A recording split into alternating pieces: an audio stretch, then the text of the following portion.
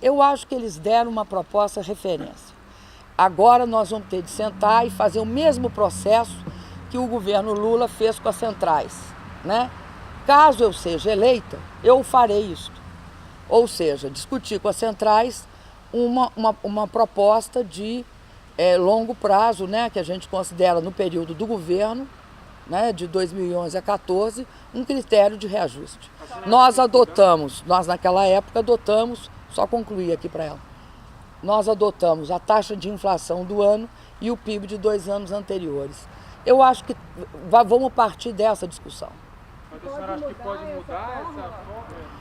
Do meu ponto de vista, eu acho ela uma fórmula muito boa. Muito bem, ela foi muito bem, produziu efeitos muito bons para o salário mínimo, né? E é responsável por uma elevação real do salário mínimo muito significativa. Mas em compensação, o do ano que vem vai ser 7%, espero.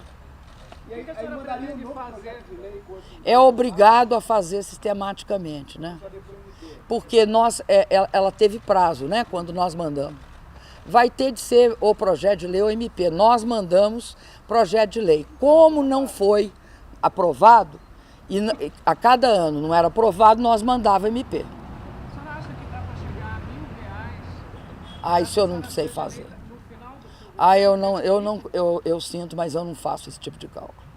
Aqui, sem os dados e sem todas as projeções de PIB, de como é que funciona o Brasil, qual é a taxa de ajuste, é uma leviandade da minha parte falar. Mas é possível continuar dando aumento real como foi dado no Lula? Sem sombra de dúvida, principalmente que nós teremos, eu acredito, de 2011 a 2014, todas as condições de ter uma situação conjuntural, econômica e estratégica muito melhor. O Brasil vai crescer. Isso assim, ó, se vocês forem olhar, é estimativa, né, gente? Do mercado, é estimativa da fazenda, vai crescer em torno de 7%. Nunca cresceu em 7% desde 1986. Então, olhar para o Brasil daqui para frente e achar que é menos do que nós fizemos, está errado. O Brasil daqui para frente é mais do que nós fizemos.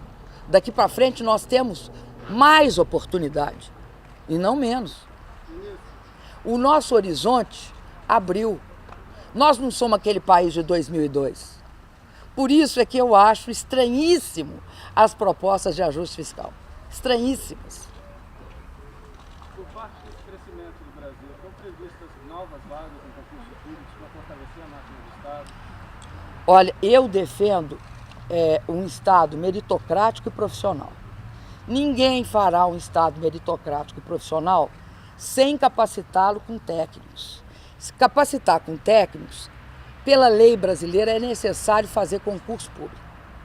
Primeiro é isso. Segundo, não é possível remunerar um engenheiro no Brasil entre R$ 2.500 e R$ 5.000. Você não mantém o engenheiro. Você não garante estabilidade do seu quadro técnico. O que aconteceu no Brasil? O pessoal que defende ajuste fiscal esquece que ajuste fiscal e investimento não são compatíveis, né? Não são. Eu sou a favor de uma política de crescimento para o Brasil, porque nós construímos as bases para isso acontecer. Com o ajuste fiscal, você desmonta o Estado executor e fortalece o Estado fiscalizador. Por quê? Porque te interessa controlar não só a despesa, mas te interessa aumentar a receita. Então, quanto menos se investir, melhor.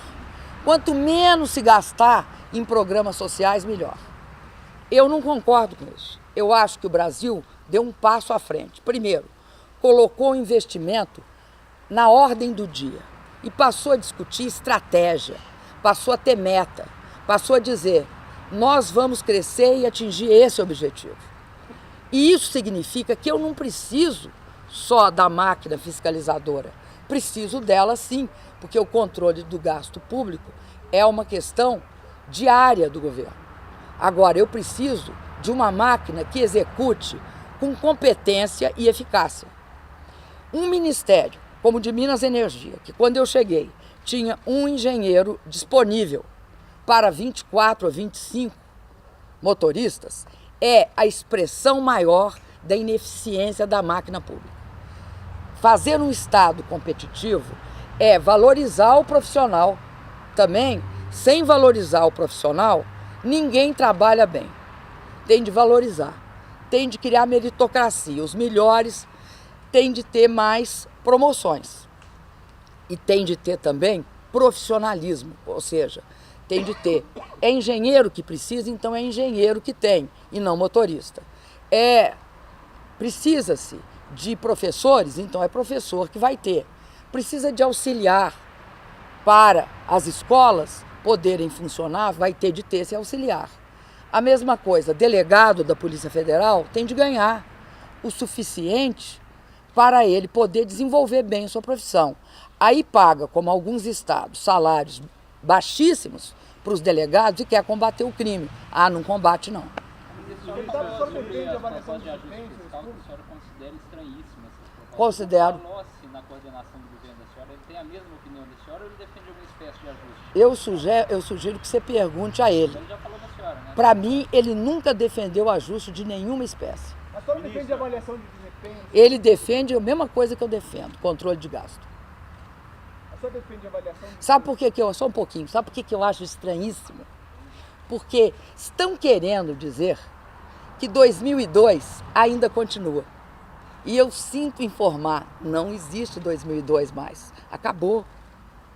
Acabou.